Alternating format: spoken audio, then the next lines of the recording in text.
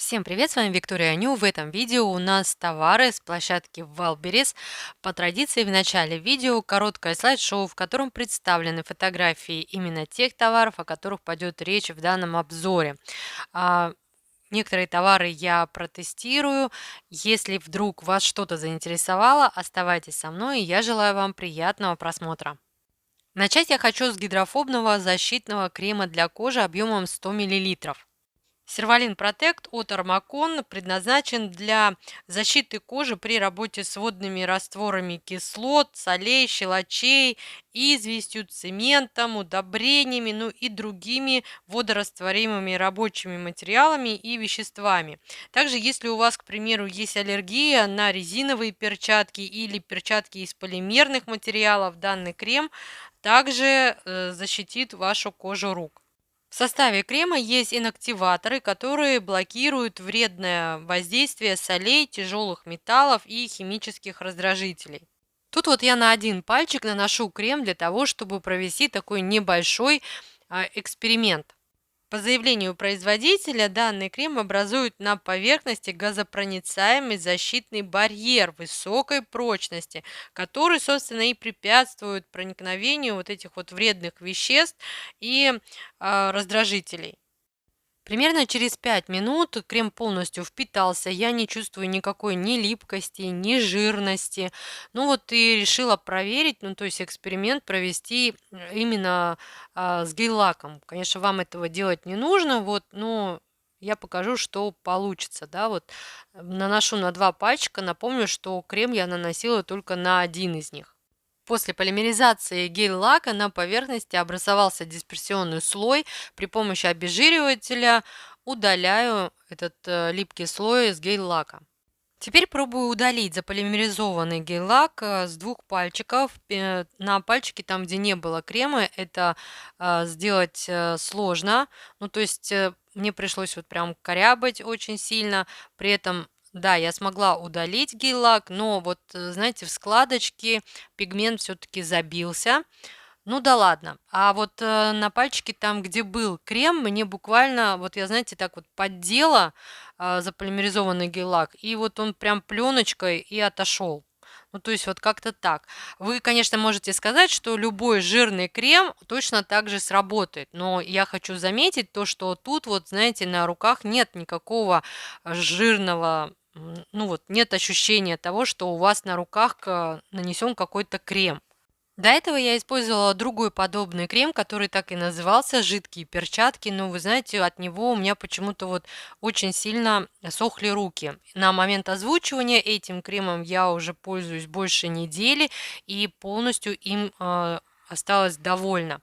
Впитывается хорошо, распределяется хорошо. И вот главное то, что, вот знаете, нету ощущения такого, что вы на руки что-то нанесли. Ну вот буквально через там 3-5 минут, то есть вот руки как будто вообще ничем не намазаны.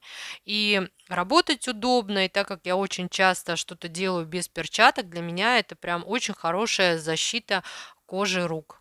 Кстати, при смывании, знаете, складывается такое впечатление, что мыло у вас уже на руках. То есть как только вот руки касаются воды, то они становятся такие вот как будто намыленные. При этом никакой пены, ничего нет, просто такие скользящие руки.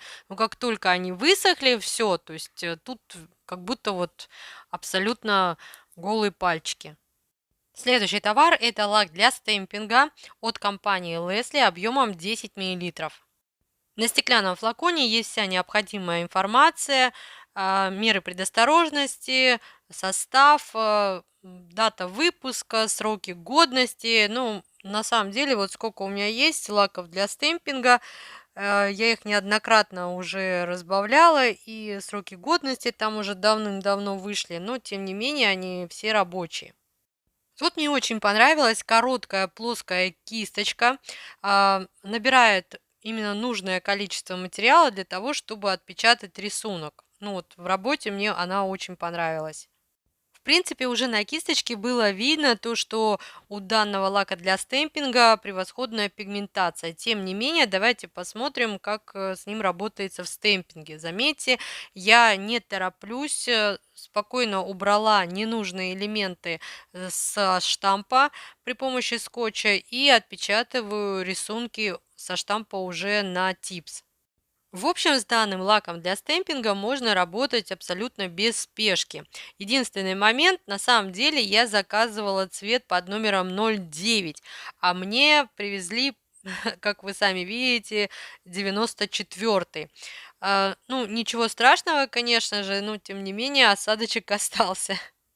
Ну и вот так смотрятся отпечатанные рисунки а, на белом и на черном фоне. Тут и линейный рисунок, и полый рисунок. Все отлично отпечаталось. И, как вы видите, то есть пигментация, ну, вот просто шикарная. Следующий товар – это универсальный разбавитель объемом 50 мл для любых гелевых систем, включая гель-лаки и жесткие гели. На пластиковом флаконе тут также вся необходимая информация, состав, меры предосторожности, сроки годности, все указано. Такой формат разбавителя меня устраивает за счет своего вот этого тонкого носика. Кстати, изначально вот этот разбавитель, он был зафольгирован.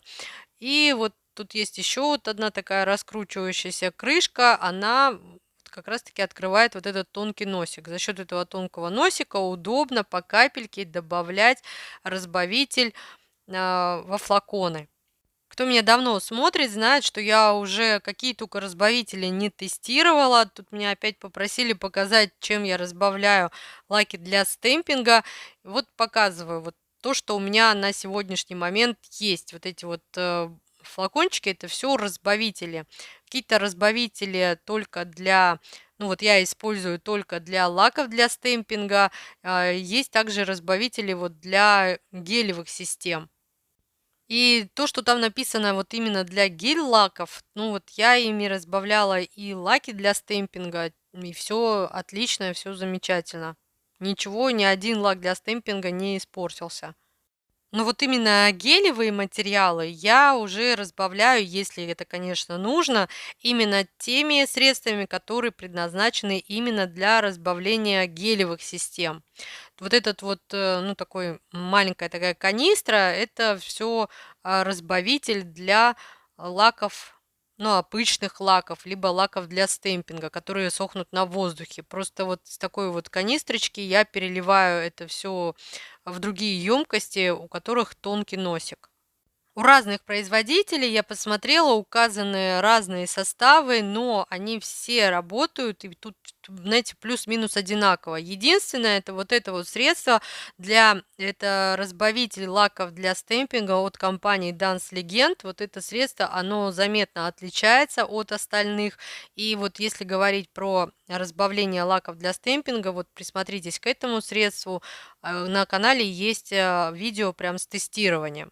Следующий товар я уже показывала в своих обзорах, но у компании Lonstin вышла универсальная жидкость для снятия всех видов лака с ароматом Bubble Gum, а также у них есть там вот какой-то такой вот тропический микс.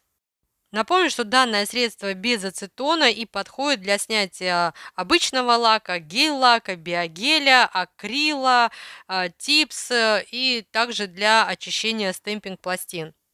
Подобные жидкости у меня расходуются очень быстро, именно потому, что очень часто я очищаю вот эти самые пластины для стемпинга. В этом видео, почему я показываю этот товар, потому что я хочу сравнить его с другим подобным средством от другой компании. Оба средства в одной ценовой категории, так как расход у меня большой, поэтому отдаю предпочтение все-таки таким бюджетным вариантам.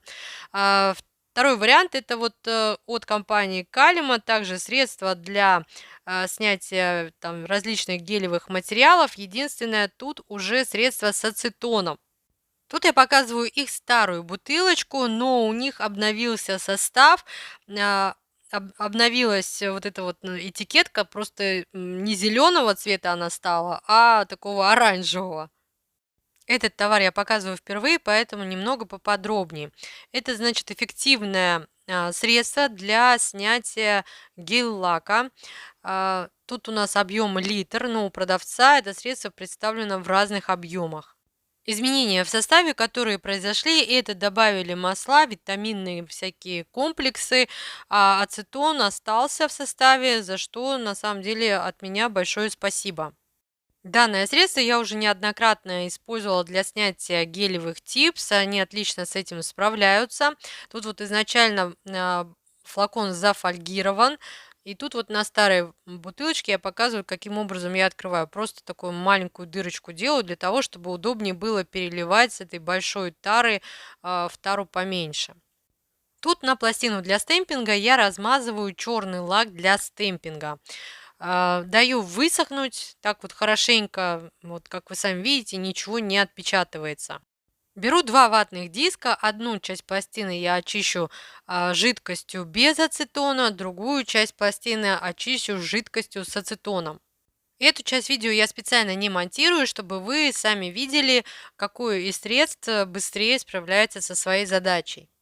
Просто меня под видео уже неоднократно спрашивали, какими средствами я очищаю пластины для стемпинга, то что в кадре они вот такие, знаете, как будто отполированы. Никакого секрета тут нет, я просто использую вот какое-то бюджетное средство. Я даже вот технический ацетон тоже приобретала, ну, абсолютно разницы нет. Ну, то есть для меня просто быстрее и лучше очищаются пластины именно с ацетоносодержащей жидкостью. Тут вот вы видите, как жидкость без ацетона справилась с очисткой пластин.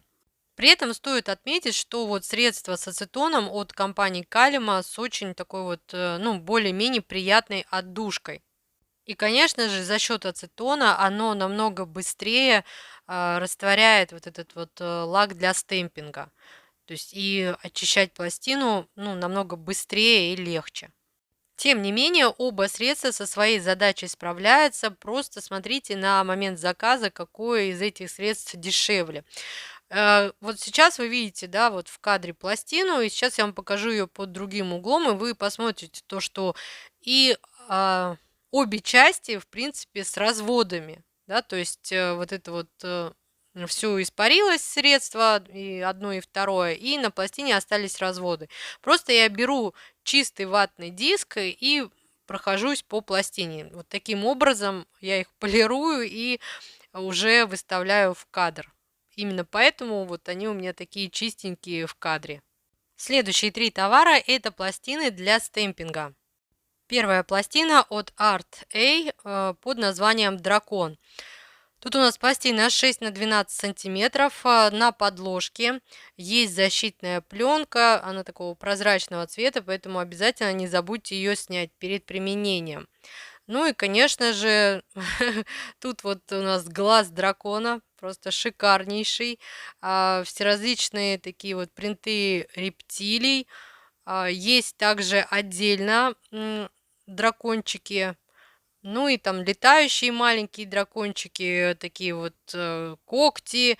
Меня лично заинтересовала эта пластина именно за счет вот этих драконов, которые представлены, и вот этого глаза дракона.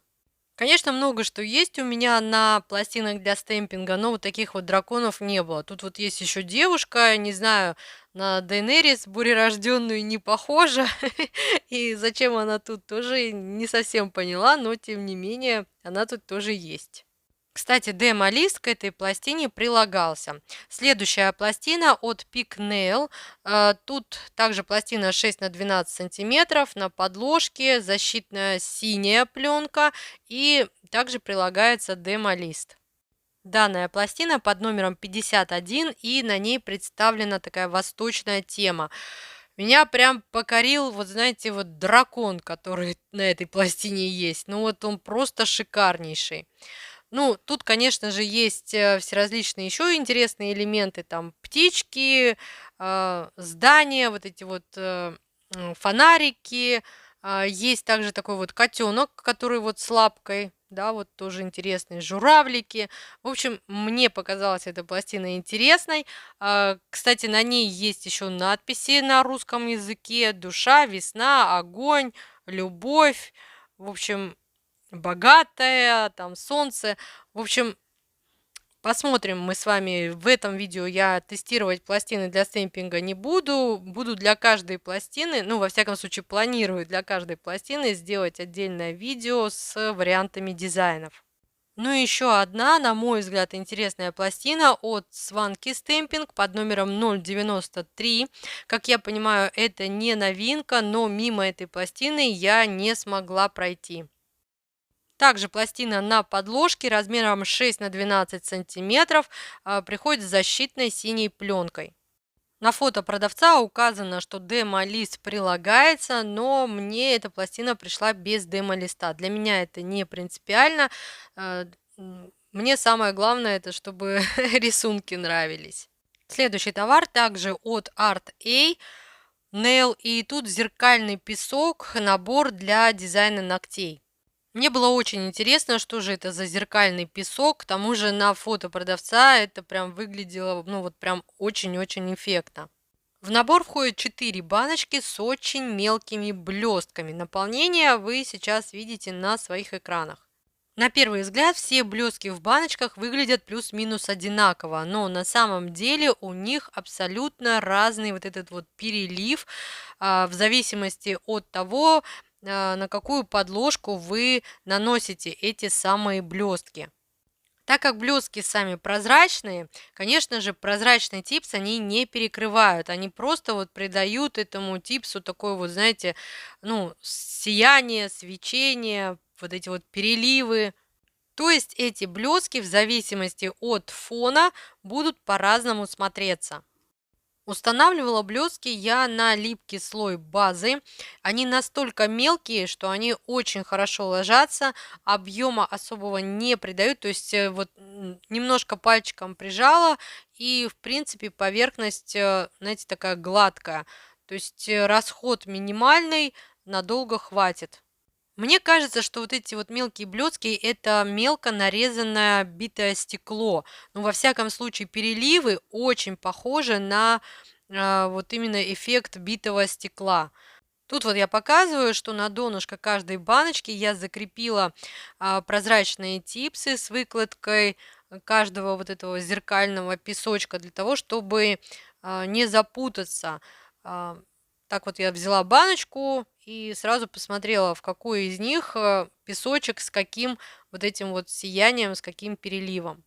К сожалению, камера не передает вот весь вот этот блеск от этих зеркальных блесток, да, и только вот когда она теряет фокус, вот тогда еще вот как-то там можно, ну вот, более или менее видно этот блеск, это сияние. Следующий заказ это Паталь. Тут набор из 3 цветов: золото, серебро и розовая бронза. Я приобрела набор из 3 баночек, но у продавца вот каждый из вот этих вот цветов Патали можно приобрести по отдельности. Паталь очень тонкая, практически невесомая. В каждой баночке есть и такие крупные фрагменты, и мелкие фрагменты. От такого объема, ну, думаю, вообще прям надолго хватит. Типсы я перекрываю очень тонким слоем базы, полимеризую базу, и вот уже на липкий слой я выкладываю паталь. На самом деле, вот эту вот паталь можно ведь использовать не только для создания нейл-дизайнов, да, можно также использовать и в творчестве. Например, вот сейчас очень многие занимаются эпоксидной смолой. Вот отлично подойдет для этой техники вот эта вот паталь. Ну и вот так она смотрится на черном, на белом фоне, под глянцевым и под матовым топом. Следующий товар это набор цветной голографической фольги. Я приобрела набор из 6 цветов, но у продавца также представлен набор из 9 цветов. Каждый отрез размером 4 сантиметра на полметра, то есть хватит ее надолго. Каждый отрез, ну вот просто шикарно переливается. Фольга действительно вся голографическая. Тут вот нет такого, что вот, например, только красный или только зеленый. Вот они все переливаются различными цветами. Тут на типсы я нанесла гель-клей для фольги, заполимеризовала его и вот отпечатываю фольгу. Ну, сияет, конечно, эта фольга просто вот великолепно. Особенно вот обратите внимание, второй, третий типс, ну просто вот всеми цветами радуги отливает. Ну вот эффект, конечно, просто изумительный. Ну и еще немного декора для дизайна. Это набор маленьких ромбиков. Тут на днях я увидела дизайн, который был создан нейросетью, и мне так захотелось его сделать, что вот прям срочно понадобились ромбики. На внутреннюю часть гелевых типс я нанесла базу и выкладываю на непросушенную базу вот эти самые ромбики. При этом хочу заметить, что если вот именно утапливать их в базе, то легче их потом распределять. То есть вот они там, можно сказать, плавают. Вот, и таким образом их можно ну, как-то сдвинуть, передвинуть. А если делать тонкий слой базы, то их сложно, знаете, вот так вот с места на место передвигать. Тут при выкладке я особо не старалась, мне вот просто показываю вам, как они смотрятся на прозрачном типсе. При этом вы сами понимаете то, что можно сделать любой фон, ну, либо подобрать фон под цвет вот этих вот самых ромбиков, и смотреться это будет намного эффектнее и намного симпатичней. Не знаю, получится ли у меня воссоздать вот этот дизайн нейросети, но главное, что ромбики уже есть, поэтому можно в этом плане экспериментировать. Ну и вот так все эти ромбики смотрятся на прозрачной основе. Кстати, когда выкладывала ромбики, поймала себя на мысли, что вот, знаете, как будто сижу и пазл собираю. Ну и еще один товар – это металлический острый пинцет. Пинцет изготовлен из нержавеющей стали. Он имеет узкие и острые кончики, что позволяет легко и точно удерживать и манипулировать маленькими предметами. Острые полотна пинцета четко друг к другу примыкают, нет никаких зазоров, полотна не скошены, то есть действительно этим пинцетом можно прихватить какие-то такие даже мелкие детальки. Удобно то, что есть силиконовый чехол, который защищает эти самые полотна, ну и вы тоже не уколитесь, если вдруг вот как-то раз так решите резко схватить этот пинцет. Ну и вот тут вот на видео как раз вот эти вот ромбики, да, и я с салфетки собираю и обратно в баночку. А вот как вы видите, пинцет отлично справляется со своей задачей. Ну что ж, вот такой видеообзор у меня в итоге получился. Если у вас остались какие-либо вопросы, задавайте их в комментариях. Я с удовольствием с вами пообщаюсь. Ну а если я была для вас хоть чем-то полезна, пожалуйста, поддержите меня пальчиком вверх. А я, как всегда, желаю вам всего самого наилучшего. До скорых встреч!